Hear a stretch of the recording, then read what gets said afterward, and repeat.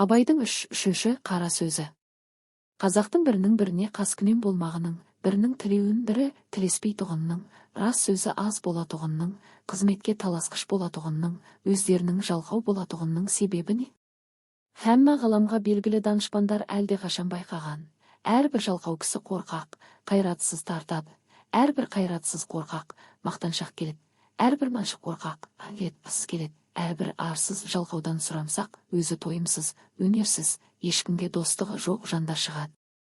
Мұның бәрі төрт аяқты малды көбейтемінен басқа ойының жоқтығынан, өзге егін, сауда, өнер, ғылым солар секілді нәрселерге салынса, бұлай болмас еді. Әрбір мал іздеген малым көп болса, өзімдікі де, балаларым да малды болса екен дейді. Ол мал көбейсе, малшыларға бақтырмақ, өздері етке, қымызға тойып, сұлуды жайлап, жүйрікті байлап отырмақ. Қыстауы тарлық қылса, арызы жеткендік, сый өткендік, байлық қызметінен біреудің қыстауын сатып алмақ, ептеп алмақ, тартып алмақ. Ол қыстауынан айырылған және біреуге тиіспек, я болмаса орынсыздығынан елден кетпек. Әр қазақтың ойы осы. Осылар біріне бірі достық ойлай алама. Кедей көп болса, ақысы кем болар еді. Малдан айырылғандар көбейсе, қыстауы босар еді деп, мен ананы кедей болса екен деп, ол мені кедей болса екен деп, әуелде ішімізбен қас сағындық. Әрі-беріден соң сыртымызға шықты. Жауластық, дауластық, партияластық. Осындай қастарға сөзім өтімді болсын, және де ептеп мал жиюға күшім жетімді болсын деп, қызметке болыстық, билікке таластық.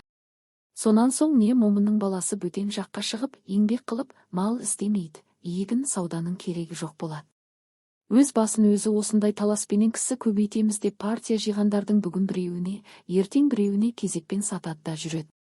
Ұрылар тыйылмайды. Ел тыныш болса, оның ұрлығын ешкім сүймес еді. Ел екі жар болған соң, кім ант ішіп ақтап, арамдығын жақтап, сүйемін десе, соған жақ болып сүйеніп, бұрынғыдан ұрлығын әлденеше есе асырады.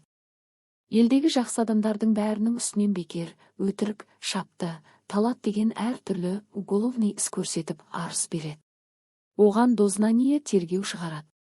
Өтірік көрмегенін көрдім деуші куәлар да әлдеқашан дайындап қойылған, бағанағы жақсы адам сайлауға жарамас үшін. Ол адам басын құтқармақ үшін жамандарға жалынса, оның да адамдығының кеткені, егер жалынбаса, тергеулі, сотты адам болып, ешбір қызметке жарамай, басы қатерге түсіп өткені.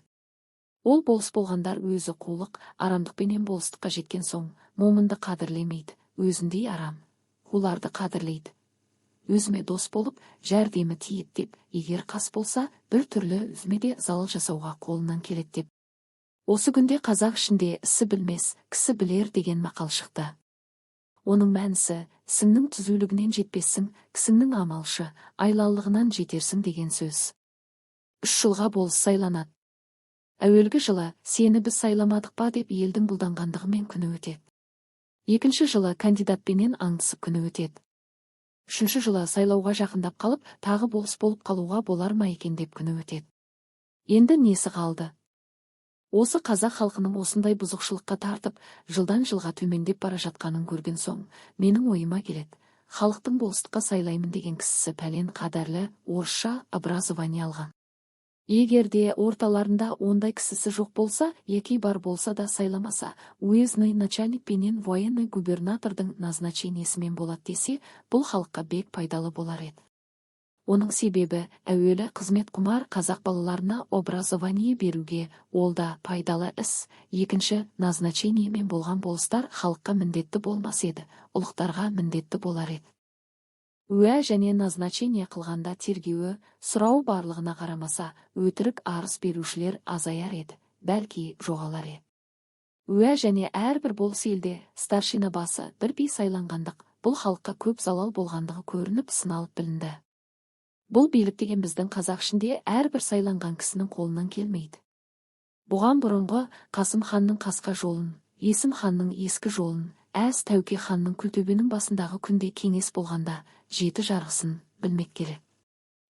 Ол ескі сөздердің қайсысы заман өзгергендікпенен ескіріп, бұл жаңа заманға келіспейтұғын болса, оның орнына татымды толық билік шығарып, төлеу саларға жарарлық кісі болса керек еді. Ондай кісі аз, яки тіпті жоқ. Бұрынғы қазақ жайын жақсы білген адамдар айтыпты, би 2 болса, дау 4 болады деп. Оның мәнісі тақ болмаса, жұп билер таласып, дау көбейте береді дегенмен айтылған сөз. Өйтіп би көбейткенше әрбір болыс елден толымды білімді үш-ақ кісі билікке жыл кесілмей сайланса, олар түссе, жаманшылығы әшкере білінгендікпенен түссе, әйтпесе түспесе. Ол билерге даугер адамдар қалмай, екеуі екі кісіні билікке таңдап алып, үстіне біреуді посредникке сайлап алып, біте берсе, егер оған да ынтымақтаса алмаса, бағанағы үш бидің біреуін алып, яки жеребемен сайлап алып жүгінсе, сонда дау ұзамай, бітім болар еді.